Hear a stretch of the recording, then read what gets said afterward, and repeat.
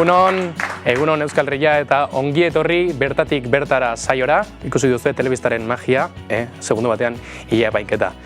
Esan dizuegu, bertatik bertara saioa gaur estreinaldia eta pilpilean dauden gaiak eta aktualitatea jorratuko ditugu. Gaurkoa ez da gutxiago izango, zuzenean gabiltza eta Valentzian gertatutakoa dekin hasiko gara. Urriaren 29an danak eragindako hondamendiaz arituko gara. Valentzian zer gertatu den, voluntario batekin hitz egiteko aukera ere izango dugu, platora berta etorriko zaigu. Eta Euskal Herrian ea horrelakorik gertatu den, edo gertatzeko arriskurik baote dagoen ere, hitz egingo dugu horren inguruan ere. Estatu Batuetan duela 2 aste gertatutako hauteskundeez ere arituko gara. Donald Trumpek Kamala Harris garaitu izanaz alegia. Eta orain zer eragin izan dezaken, eta orain zer gertatuko den galderari erantzuten ere saiatuko gara, kolaboratzaileekin. Kolaboratzaileak aipatu ditut, kolaboratzaileak, sorpresak, denetik izango du gaurko saioak, astea besterik ez da falta, beraz, zuzenean, az dadila bertatik bertara.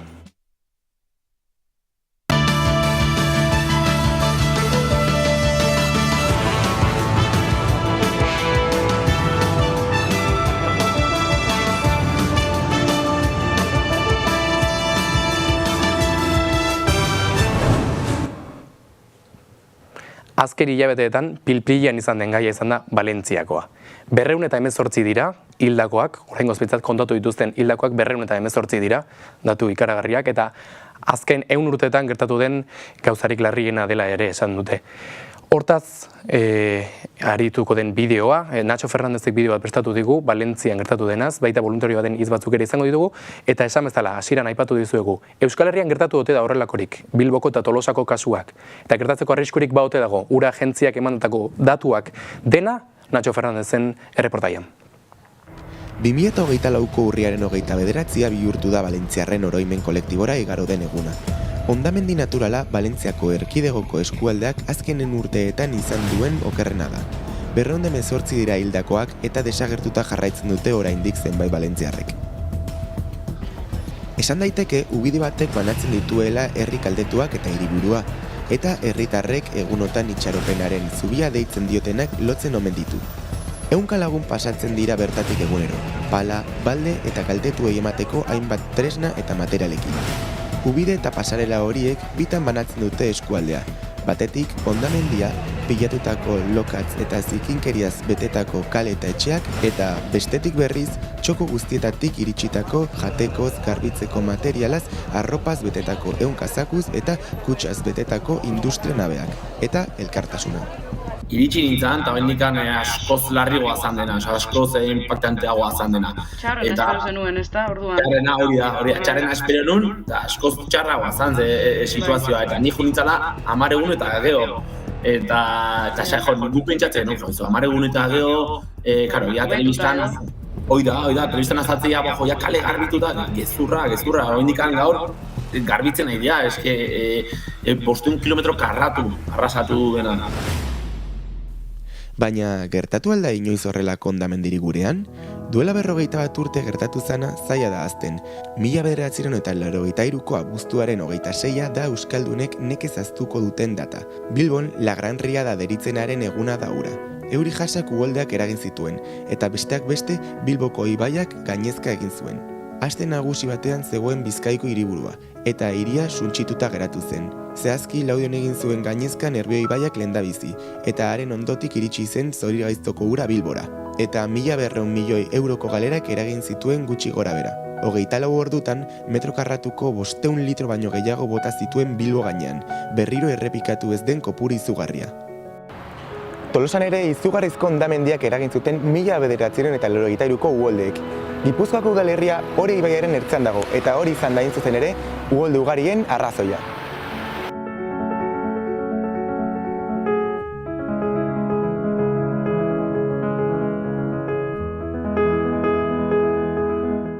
Valentzian gertatu berri den hondamendiaren antzeko dana bat Euskadira iritsiko balitz, litekena da ondoriak beldurgarriak izatea. Oso zaila da euste azpiegiturek olako urerantxia jasatea. Prebentzio esfortzuak esanguratsuak izan arren, tamaina horretako uholde batek gaindituko lituzke, eta bereziki ibai nagusien ibilgutik hurbil dauden eremuei eragingo lieke. baina Euskal Autonomia Erkidegoan uholde arriskua txikia bada ere, litekeena da zeinbait herri eta hiri urpean geratzeko arriskuan egotea.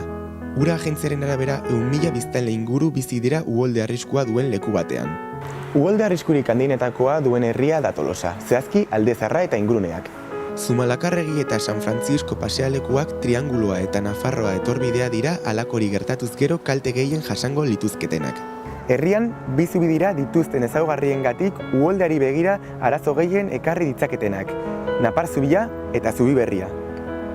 Bietako bat ordezkatzerakoan, bigarrena lehenetsi dute. Lehenak, ondarearen ikuspuntutik babes maila altua duelako.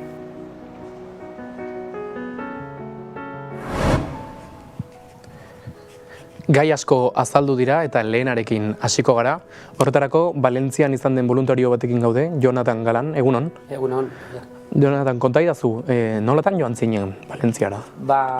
Telebistan ikusten gaituen irudi asko erabilietan, eta lagun batek, ezagun bat, zehazki, esan zidan jongo zela, eta esan nion, igual animatzen naiz, ez? Eta ikusi nauen enpresanea, nauen oporak hartzia eta holan, eta pikao ginen, eta segin nuen, bidea prestatzen, ez?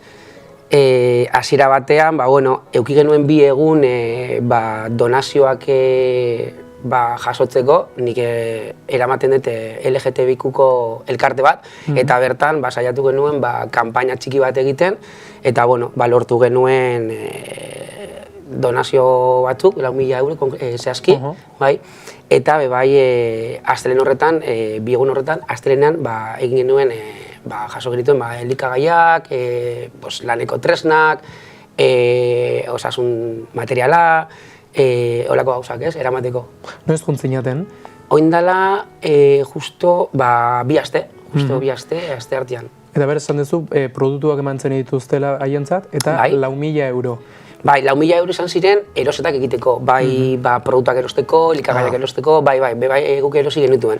Eta justo azkenengo momentuan izan zen hain azkarra eta hainbeste gauzak eramateko, nik jaso nituen produktuak Gasteizen eta lagunek Bilbon. Deitu ziaten eta mesedez, nik eramaten hauen, diru kontua eramaten hauen, eta mesedez alokatu furgoneta bat gauzak ziren sartzen. Eraman genuen nire autokarabana, Loitzeko, beste furgoneta bat eta beste bi kotxe beteta. Eta gero neska bat lagundu zuzkun furgoneta eramateko, alokatu genuena, eta gauzak eramateko. Duela bi aste joan zinen, zer da iritsi eta lehenengo topatu zenuna, zer pentsatu zenen, ze sentsazio izan zenituen, ze emozio hor barrun? Nik aigatu nintzen lehena, justo 8 aldera iluntzean, lagunek aigatu ziren justo 2 ordu geroago edo, eta izan zen pasa bat, nik aigatu nintzen poligono batera, deskargatzeko, nik eramaten hauen autokarabana betetaz, dana beteta, bai produktuagaz eta dana, ez? Eta gero, nik utzi behar nituen produktu guztiak leku batean, ze gero, egin behar genuen lo.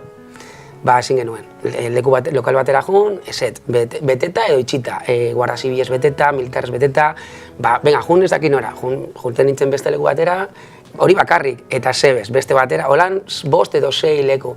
Azkenean, sare sozialen bidez, geuden hitz egiten bertako mutiko batekin, beretzera juteko lokiteko. Eta nik ez, lasai egon, eta azkenean, joan behar izan ginen beretzera, eta bertan lo egin, bera zaukon pisu bat alokatzeko, eta zaukon libre, eta jun ginen beretzera. Bestela furgonetaz betezan lokatzez, baina izugarri. Baina produktua usteko zaila, nire furgonetako produktuak utzi genuen 2 egun ondoren. Aigatu nintzen aste artean, ostegunean. Lagunek utzi zuten justo aigatzerakoan Paternan. Zegoela ezagun baten lokal bat, eta utzi zuten hor, baina zaila usteko gauzak. Eta han topatu zenuten egoera eta kaosa hondamendi hori, esperotakoa zen? Esperotakoa telebistan... Zuek espero zenuten, ara iritsi zinetenean, ikusi zenutena, aurretik asimilatuta zenukaten, ze topatu zenezaketen? Nahiko urduri jun ginen, nahiko prestatuta jun ginen, baina nahiko zaila da egoera, Osea, ezin da imaginau. Osea, ezin da imaginau. Ze telebistan agertzen dira irudi batzuk, baina gero imaginau, igual, ezakit, hemen imaginau, 30 herri, danak elkarrekin, danak elkar, danak lokatzez beteta, kotxeak edozein eskinetan, bueltak emanda, imagina hori, baina leku guztietan, seguk ikustitugu irudiak, eta ematen da kale hori bakarrik, edo albokoa, edo herri bat, baina ez da dana, eta pasada bat. Beraz, badago oraindik laguntzeko? Zer egina badago oraindik? Oraindik, eta 6 hilabete barru, eta lan asko dago egiteko, gehiegi, zaniretzako eske da pasada bat. Eske telebistetan ez da ikusten.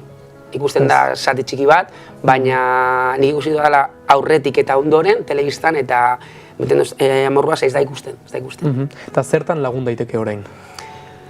Lagun daiteke dozer gauzetan, baina batez ere guk lagundu genuen lokaletan lokatzak kendu eta hori, eta azken egunean janaria banatzeko, baina eskatzen dute hori, bidaltzeko, garbitzeko produktuak eta holan, ze oin tokatzen zaie, garbitzeko, alde hori, garbitzekoa. Eta ara iritsi zinetenen, zuez gain, beste voluntario batzuk ere bazeuden? Joe, milaka voluntario. Hori izan, aldetik oso unkigarrisa da, baina beste alde batetik posa muten dauz, ikusten duzu milaka voluntario. Ikusten duzu, hilara eta hilarak, ni juten nintzen egun batean leku batetik bestera, furgonetagaz, eta jendia autostopa itzen, nola zoiez, igual daukie ordu bat edo ordu eta piko oinez, hori, zuk eramateko, eta nik eraman hauen 3 mutiko egun batean, zati bat kentzeko. Eta eragin dizu nolabait honek aneoteak, ez dakit zure barrun zerbait aldatu, zuk esan duzu telebistaz ikusten zenuna eta orain desberdina dela sentsazioa ere bai, ez dakit zerbait aldatu dan zuregan? Bueno, nolabait kolaborazio hori egiteko jarraitzeko asmoz, ze abenduaren amaieran nahi dugu herriro jutia, aste bat edo, eta nolabait animatzeko beste jendiei bebai bolondrez hori egiteko, ez? Ze nahiko garrantzitsua da hori. Bestalde, batez ere hori. Baliteke orain uholden arriskuaz kontzienteago garela eta han ebai agian hau gertatuta gero baliteke lehentasuna ematea orain gai honi? Nik uste baiet, ikusten badugu segratuan Malagan eta Andaluzialdean danakin abisuak mundute nahiko askar. Eta hori nabari da Balentzakoa dela eta. Eta duela 2 aste izan zinen, zenbat egunez izan zinela esan duzu? 5 egun. 5 egunez. Eta berriro ere itzultzeko asmoa daukazu, itzuliko zinateke? Bai.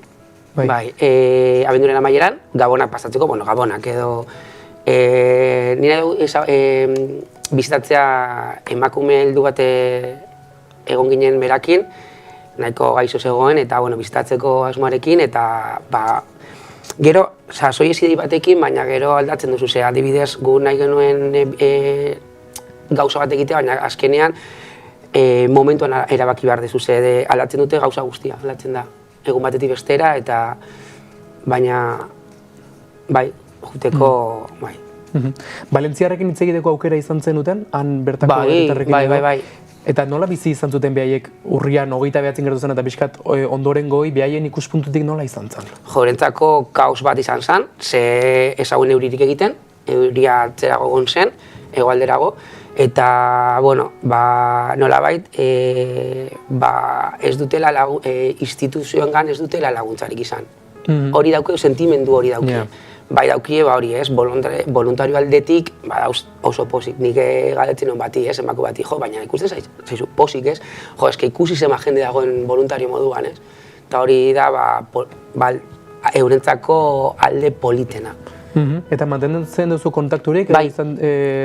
Kontaktuan zaude aietako norbaitekin? Bai, kontaktuan gaude ze orain sobrauzuzkun 1.000 euro eta bidali behar dugu orain 18 kartzer eurek lan egiteko lana hori garbitzeko lokalak eta horan. Eta bidaliko diogu hori hango pertsona bati berak banatzeko. Eta haiek eskertu zizueten edo ez dakit? Bai. Gara nolabait esan da eruen modukoa, eurentzako bai. guk adibidez, jende asko galdetzen digu, zelan antolatzen zineten, ez? Guk erten dituen gure herramientak, leku batera jun, kale batera jun, eta laguntza behar dezu, bai, ez, eta berakin garbitu. Lokala, etxia edo andana, Eta zakit, anekdotaren bat edo zuze puntuala geratu zaizuna edo? Bai, egon nintzen lokal batien, beti kontatzen du gauza bera, guardia zibila batekin, militar batekin, bombero batekin, eta bestia da polizia municipal esan dut, eta polizia nazional. Bakoitzak probintza batekoa esan. Hor, dano garbitzen, berdin nongoa zaren, baina hori, aneta esan hori, eske, justo, ez zauden iguale 10 bombero edo 10 guardia zibila, ez. Bakoitzetik bat, eta hor garbitzen berdin zan. Hor danok gara bat, hori nabaritzen da, danok garela bat, eta Ez dakit hona zertu zaren sentsazio izan duzun, Guardia Zibilak ez, baina artezleak eta kamarariak izan ditugu hemen. Eskerrik asko, Jonatan, zure kontakizunagatik, eta espero du kontzientzia hori zabaltzen joatea eta lehentasuntzat jartzea ez da, kasu hau eta bai kasua eta elkarlanare bai, lorainik lagundu daitekelako eta mezua zabaldu lagun dezaten gure ikusentzuleek ere Valentziako herritarrei ez da. Bai. Mila esker. Eta aktualitateko beste gai batzuk ere jorratuko ditugu jarraian, baina eten txiki bat egin behar dugu iragerketara goaz.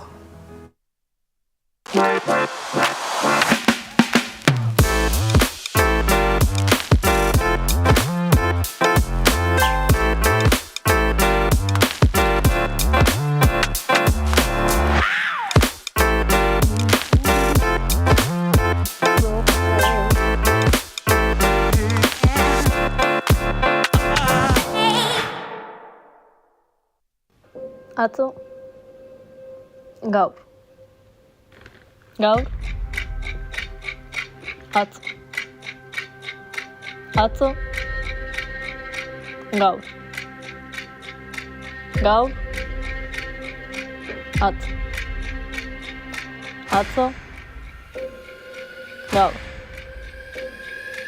gaur, gizartearen evoluzioa hemen, bide gurutzean.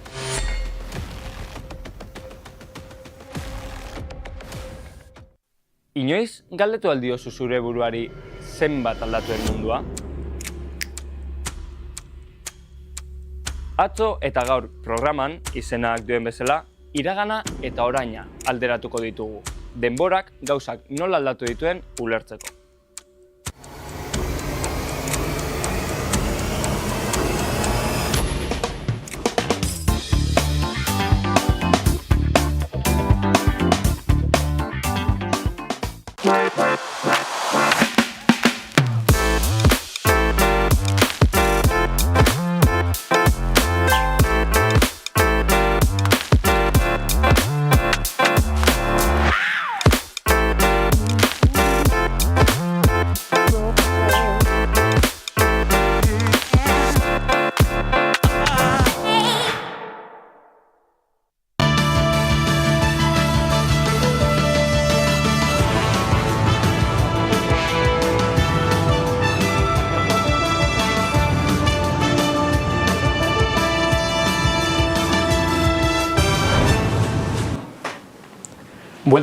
Bueltan gara, eta Jonatan agurtu ostean, kolaboratzaileak izango ditugu saioro, eta gaurkoan aurkeztu egingo dizkizuet, Jon Usubiaga eta Alaitz Landa, egunon? Eixo, egunon. Bueno, Jon, konta iguzu, zer ekarriko diguzu asteazkenero? Nire telean kulturaren gaurkotasuna aztertuko dugu, eta gaztei gehien interesatzen zaizkien gaiak jorratuko dugu ere. Interesgarria. Alaitz, zure kasua desberdina izango da? Bai, ni zerbait desberdinago ekartzera nator, eskolanak oso gogoko ditut, orduan hori izango da nire taldean arituko garen egiten. Bideoan aipatu dugu, voluntarioez aritu gara, orain bideoaren bigarren zatia Euskal Herrian aurrelakorik gertatu den esan dugu, gertatzeko arriskurik ote dagoen Naiara Balkarlos paisajista, arkitekta paisajistarekin hitz egiteko aukera izan dugu, beraz, hauxe da Naiarak kontatu diguna labur-labur. Errekak bere flujo normala nola baite, damakin bidean ezarrita dagoen ezer nola baite, noski guldegarritasun baten pean egongo litzateke. Zubiak dira oso elementu konkretuak. Gertatzen dena Tolosako kasu berezian datuakin lan egiten da. Eta gaur egun egea leku ezberdinetan nolabait arriskugarritasun maila ezberdinak onartzen dira. Orduan ura neurketa batzuk ditu hemendik 100 urtetako gertakizunean Tolosan ze gertatu daiteke. Eta zubiakin gertatzen dena da, uran igoera hauek, predikzio hauen arabera, zubi berriak deitzen diuna, bere egituran urak tope ingo luke eta ura atera ingo litzekela. Gertatzen da Tolosa bezalako tokitan edo morfologia urbanoa nola baite espazioa oso murritza da. Eta estrategia ezberdinak uholdegarritasun horrei aurre egiteko murritzago dira baitare. Orduan, astetzea nola baite hiri morfologia aldatzen edo horrekin ite daukazuna lehenengo erantzuna bertatik da. Eske arrisko handi bat buruz aigea hizketan, ze neurketak iten dira hemendik 100 urtetako gertakaria, baina horrek ez du esan nahi hemendik 100 urteta gertatuko dela, gertu daiteke bihar. Eta gaina, proposatu dian beste aukera batzuk, vegetazioa kentzea, edo landaretza barkatu, edo murrizteak nola baite ez dakarkin inungo onurarik, eta hori batez ere garrantzitsua da esatea, zientifikoki ere argi gelditu da ez dula inungo erantzun positiboik ematen luzera, nolabait. Ez dela konponbide bat. Uholde edo euri oso indartsu baten gertaeran, ibaiak nahiko ur badamaki, baina herritik iristen dana ere mantxotzea baldin baduzu ur gutxigo da hasteko. Eta orduan, hortako bai daudela estrategia ezberdina, baina batez ere da nolabait azpiegitura berdea eta urdina bermatzea. Eta horrekin urdina berdeakin nahi nezizketan estalki berdea ditzen diona, nolabait ura permeatzen dutenak eta nolabait sare nagusira iritsiko litzake denbora asko luzeagoan, edo baita ere kale mailan daitezken espazio berdeak ere diseinatzea ura jasan ahal izateko. Nolabait esaten zaiena rain gardens dela uritako jardinak edo lorategiak ura bertara iristen da, filtratzen uzten da, eta gero hor garbitu egin daiteke gaina, eta mantxo dijoa isuri nagusi da. Holanda bai izan daiteke eredu bat, ze uran arazoa oso nabarmena da, orduan oso gainean daude guain dela urte askotatik, ikerketa da gauza bat oso punteroa bertan baitare. Eta orduan bai bermatuta daude neurriak hartu dituztenak nola baite, noski hemengo egoera, kontekstura eta bar itzuliz, baina bai toki egoki bat izango litzatekela begirada bat emateko. Nik uste, guain dela bi aste gertatu dena, izan dela denontzako espero ez gendun gauza bat, sinistu ezin den gauza bat. Eta sinizkaitzena nola baite da pentsatzea hemen gertatu daitekela. Interesgarria Naiarak aipaturikoa, eta gai ez aldatu beharra daukagu, elkarrizketa osorik ikusteko aukera izango dugu aurrerago egun batzuk barru. Estatu Batuetan duela 2 aste izandako hauteskundek ere zer esana eman dute, ez Estatu Batuetan mundu mailan baizik. Zer eragin izango du honek mundu mailan eta Euskal Herrian zertan aldatu daiteke gure bizitza, pixka bat horren inguruko erreportaia izango dugu orain aurrera. Donald Trump 1946ko ekainaren 14an jaio zen New Yorkeko Queens hirian. Enpresa buru, telebistako pertsonai ospetsua eta batez ere AEB-ko 45. presidentea izateagatik egin zen ezaguna, 2017 eta 2021 urteen artean. Trump politikan sartzea ustekabekoa izan zen askorentzat. Hala ere, 2015an Errepublikaren hautagai izateko kanpaina bilatu zuen. 2016ko hauteskundetan ustekabeko garaipena lortu Hillary Clinton demokrata garaitu zuenean. Haren agintaldia politika eztabaidagarriek immigrazioaren aurkako jarrera oldarkorrak baita komunikabideekiko zein oposizio politikoarekiko kontrajarrerak ere markatu zuten. 2017tik 2021era iraun zuen Trumpen agintaldia goraberaz bete egon zen. Azpimarratzekoa da 2021an Kapitolioari egindako erasoa. Hau ultraeskuinak burutua Trumpek 2020ko hauteskundeak Joe Bidenen aurka galdu ostean. Trumpen aldeko boto emaileen azarrea Honek 2021ko urtarrilaren 6. arratzaldean emandako hitzaldiaren ondorioz piztu zen, Kapitolioa erasotzera eramanez. Hau, Estatu Batuaren historian ahaztezina bihurtuz. Bestalde, fake news bezala ezagutzen dugun fenomenoak ere inguratu zuen Trumpen agintaldia hasiera batetik. Adibide bezala, 2020ko hauteskundeak moldatuak izan zirela esan zuen inolako probarik gabe. Gainera, Twitterren erabilera ere egin izan du fake newsak edo teoria konspiranoikoak hedatzeko. Honelako jarrerak ondorio larriak dituzte gizartean, politikan eta demokrazian. Hala eta guztiz ere, 2024a eta zehazki azaroak 5ko hauteskundeak giltzarri bihurtu dira AEBetako politikari etorkizunerako. Donald Trump itzuli egin baita etxe zurira. 2020an alde egin bazuen ere. Naiz eta Kamala Harris aurreko legealdian Bidenen presidente ordea izan dena, aurkari gogorra eta batzuen ustez favoritoa izan presidente izateko ez du lortu Trump garaitzea. Hautatu izan balute, ordea Harris Estatu Batuetako lehen emakume presidenteaz gain, jatorri afroamerikarreko eta hegoasiarreko lehena ere izango zen. Horrek aldaketa nabarmena ekarriko luke presidentearen politikan. Baina emakume izategatik galdu ote ditu hauteskundeak, prest ote daude Estatu Batuarrak emakume bat ordezkari izateko? 2024ko hauteskundeetan AEBko boto emaileen polarizazio handia izan da nagusi. Trumpek jarraitzaile leialen oinarri sendoa mantendu du. Ondorioz, Kamala Harrisek ingurune politiko sailean egin du kanpaina. Gainera, Trumpek bere hitzaldietan Harrisen administrazioaren politika kritikatu ditu, bere immigrazioari, ekonomiari eta kanpo politikari dagokionez. Bestalde, Kamala Harris alderdi demokrataren kohesioari eusten saiatu da. Bere hitzaldietan, politika aurrerakoei eusteko deia egin du. Batasunerako, justizia sozialerako, krisi klimatikoaren hobekuntzarako, arrazen arteko desberdintasunerako eta osasunerako hobekuntza nahiak azalduz. Begibistakoa da Trumpek eta Harrisek bi ikuspegi oso desberdin irudikatzen dituztela. Hori dela eta hauteskundeak ez dira soilik bi figura politiko hauen arteko borroka izan. Herrialdearen etorkizuneko norabidea zein izango den definituko dituenak ere izan baitira. Eta kasu honetan errepublikarrak gailendu dira, demokratei botereak enduz. Nola eragingo du Donald Trumpen garaipenak munduan zehar eta gazteengan? Hauxe beraz, Estatu Batuetan gertatutakoa, 57. presidentea izango da Donald Trump, eta zer eragin izango du honek, etxe zurira itzultzeak.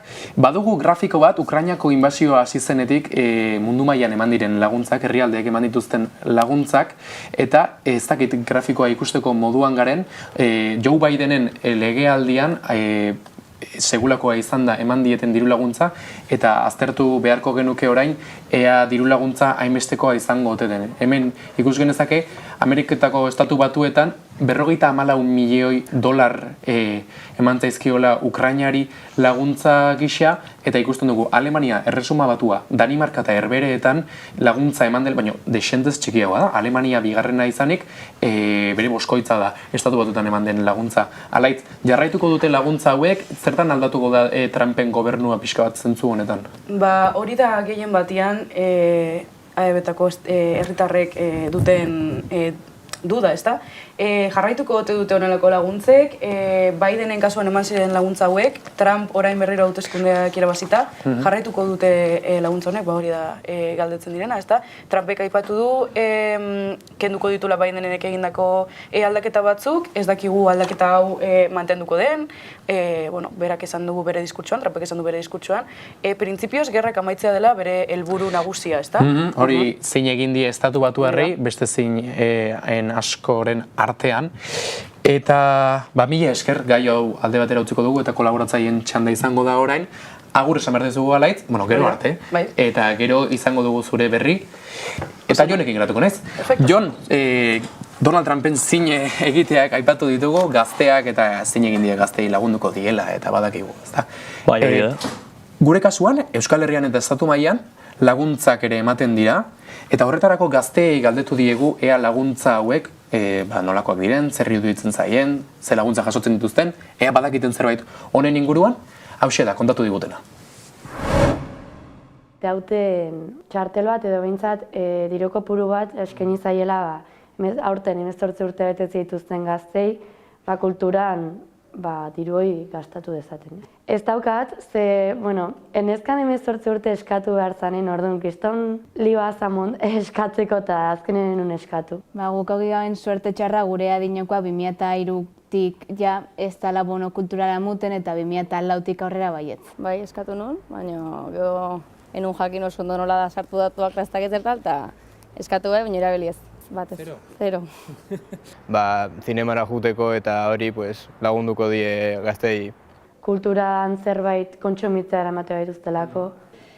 Ondo iruditzen jatze da gaztientzako aukera on bat, beste hainbat gauzetan gastatzeko, baina nik egia da, keja bat daukola, ze beti da gure adinetik ja aurrera ez temuten ezer, eta zuen adinetik bera edo 2004-tik bera ja emuten dala dana. Orduan, daukot apur bat azarre hori, baina besteran ondo iruditzen jatze da, ez da aukera hon bat gaztiak zinean, liburuetan eta holan gastatzeko. Zer, nik gastatuko nahen liburuetan edo pelikuletara edo zinera fatia asko.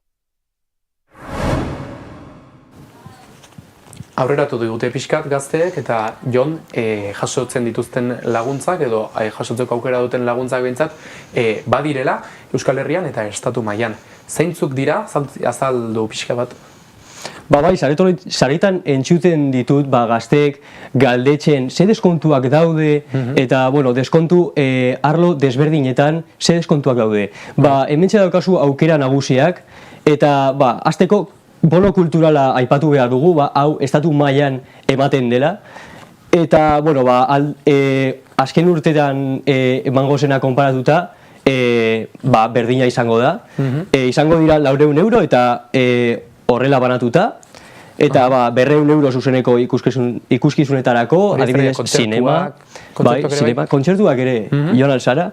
Gero 100 euro kultura produktu fisiko entzat, adibidez, filmak, baina fisikoki, edo diskoak, liburuak, baina kulturazko gauzak. Eta 100 euro kontsumo digitalerako egongo dira ere. Eta zeintzuk dira kontsumo digitalerako? Adibidez, Netflix plataforma arpidetxak eta gauza horiek digitalan egiten direla. Eta Netflix ikuskentzak beraz, bonu hau eskerrez. Bai, bonua aprobetxatu. Ze gaztek jasoko dute bonu hau? 2015an... 25an, 18 urte betetzen dituenak. Beraz, sortekoak. Adineko horiek, aipatu digute batzuk ez dutela sorte hori izan. Ze bono gehiago edo, ze laguntza gehiago jasotzen dituzte gazteek? Garraioan, guk gazteok asko erabiltzen ditugu garraioak, eta aipatu behar da, gure lurralde nagusietan Euskal Erkidegoetan mugi txartela Gipuzkoan, bat txartela Araban eta barik Bizkaian, hauek dira deskontu nagusienak gazteentzako, eta adibidez daukagu 50% deskontua gazteentzat, 26 urte artekoak, eta horiek dira garraio nagusien deskontuak. Beraz, Euskal Autonomia Erkidegoko ematen diren laguntzak ez da, 26 urte arte gazte direnentzat. Ze laguntza gehiago ematen dira, Jon? Adibidez, daukagu... Zakit pasatuko diguten... Gazte txartela ere daukagu eta hauzu erabili duzu gazte txartela edo badakizu... Bai, jaso nuen, baina egia da karteran daukadala eta ez dutela. Eta, zu esan bezala, abantaila asko ditu eta adibidez, ez bakarrik Euskal Herrian gauzak erosteko edo erabili duzue deskontua bat hartzeko. Ez da oso handia, baina ondo etortzen da. Eta adibidez, abantailak ere aipatu behar da, Europan, European Youth Card programan sartuta dago gazte txartela, eta horrezegatik Europa ia osoan erabilia da txartela, bizita giatuak lortzeko, edo deskontuak lortzeko herrialde askotan. Beraz hemen kuriosioa da ez, leheno 26 urte arte direla jendea gaztea, eta 30 urte arte ere gazte izan daitezkela. Azkenean bidaiatzeko hori beharrezkoa da. Eta gaztelagun programa bukatzeko aipatu behar da emantzipazioa ere oso gai nagusia da orain gazteen artean. eta Eusko Jaurlaritzaren programa hau lortu nahi du emantzipazioa azkarragoa izatea eta ere arinagoa, baina erosoagoa ere, eta adibidez, 28.000 uste dut, begiratuko dut, baina uste dut, 28.000 eurotik beherako diru sarrerak anualak eduki behar duzu hau hartzeko, eta horrekin zure emantzipazioa errazago izango da. Laguntza ona beraz gazteentzako eta etxetik alde egin nahi duten horientzako. Mila esker, Jon, eta Urrengo Asteazkenen berriz ere hemen izango gaituzu. Bale, agur. Mila esker. Eta Alaitz landarekin zuzenean hitz egiteko aukera ote dugun. Alaitz entzuten diazu? Bai, kaixo, jar, entzuten dizut, bai? Alaitz, zertan zabiltza hor? Bueno, hemen txarrabatu nauzu, justo gauzak prestatzen. Hemen txenabil, gaztei sose berria erakusten, ez? Bueno, berria ez dakit, badakit askok, postriak eta jateko momentuan, igual, ez dakit ze jan, ez da? Kasu honetan, fruta ekarri dut gaur. Agian ikasle pixuetan bai, ez da? Bai, hori da, Jon hasi da pixkat gaztien inguruan hitz egiten, nik hitz egingo dut pixkat gaztien inguruan, baina gaztiek beraien pixuetan, partekatutako pixuetan, eta beti eskatzen dituzte, ez dakit ze bazkaldu gaur, ez dakit jozia dakat, ez dakit ze jan. Bueno, gaurkoan, ekarri dut hemen, postre pixkat... Ez aiguzu, ze ekarri diguzu? Bueno, hemen organikoa dian frutak, azteko, oso garrantzitsua. Naturalak. Eta, hemen hasiko gerana da, pixkat, hori lantzen ez da. Bebairi komentatu neuko nuke, gaztiekin ari gara gauntxo bertan, ez da, egiten dudan bitartean hau. Gaztiekin ari gara. Naiara Barkarlosek aipatu du momentu batean, ez da. Nola, hemen dauzen posibilitateak gertatzeko Euskal Herrian.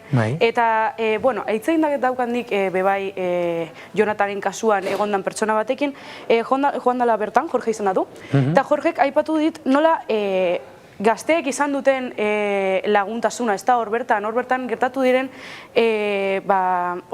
kohesio hori gaztien artean asko, esaten da gaur egun gaztiek ez diala laguntzaile, ez da, garela la generación de cristal. Eta, pixkat nahi naban hori, gaztien inguruan pixkat hitz egitea, ez da, gaztien pixkat laguntza bebai, laguntza hori eskertzia, ez da. Alaitz, asko hitz egiten ditzen, baina ziaztu guen kontatu zein behar dezun? Zuku bat egin behar. Bale. Zerbait, erreza, ez da? Azkenean, gaztiek beti bilatzen dugu erreztasuna, ez da? Tazkarri hitz egin eta asko. Garrantzitsua da, ez da, bebai pixkat, informatzia, ez da? Ados. Bueno, hori izango zen bai. Eta zer moduzu doa zukua? Zukua, ontxe ikustu duzu, ontxe hasiko gerala, pixkat, botako diogu ura, ez da? Hau egin dezakete beraz, ikasle pixuetan, ez da? Hori da, bai, hori da. Beti berdina edan beharren. Azkar egiten den gauza bat da, arazori gabe, hemen txegur pixka botako dugu, hemendik.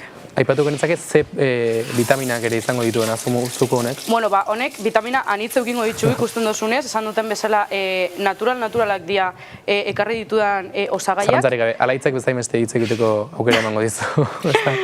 Eta, osagaiak naturalak ez da, kasu honetan, ekarri dut laranja pixka bat, eta zagarra, kasu honetan. Eta, zagarra, garbitxutan, noski mesedez, zagarrak garbitxu oso garrantzitsua da, garbitasuna sukaldean eta produktuekin. Hori beti. Eta, bala ez bada berrio garbituko dugu. Nor jakin, ez da? Bai. Alaitz, berez sukaldaria zara, edo? Ez nahi sukaldaria. Sukaldian asko gustatzen zait ibiltzea, nire hobitako bat da. Baina ez dut inoiz pentsatu ez sukaldaria izatea. Ez dut kontsideratzen ere hau sukaldari batek egin beharra duenik, horregaitxik aukeratu dut, ezta? Horrelako gauza errez bat egitea. Gizonik zertan ikusten dizudan etorkizuna? Zertan. Monolog ematen edo, zu bakarrik hitz egiten jarri eta... Bai, posible da, zein jakin, ez da? Ados, ez dakit. Hemen txau botako diogu eta amaituko dugu ontxe bertan honekin.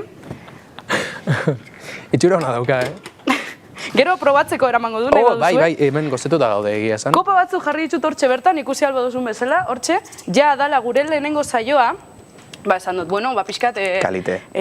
Zoze berezia egitegatik, ez da? Eta honek pixkat zarata egingo du, bale? Bai.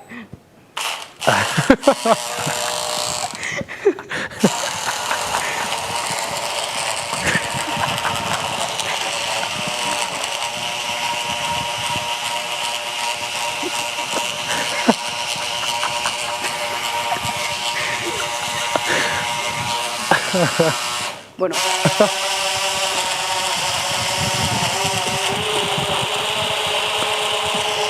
Vale, ya está. Ya está, tío. Zakita laitze tortza itezke da Platora saioa amaitu beharra daukagu eta Bai, gustatuko ontxe, litzaieke zuk hauxe hori jarriko probatzea. dut hementxe eta ontxe zuentzako probatzeko.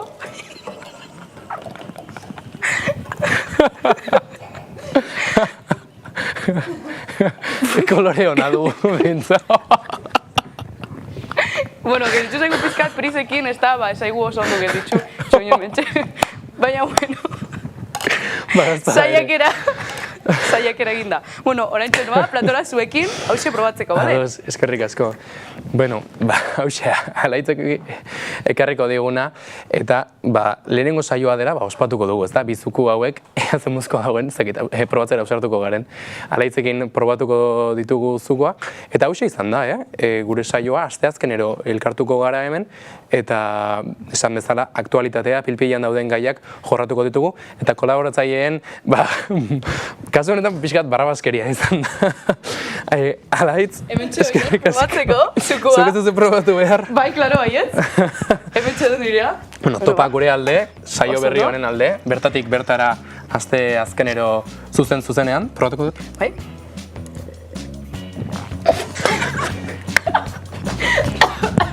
Agian nobeto, hurrengoa nobeto, txikite beharko da.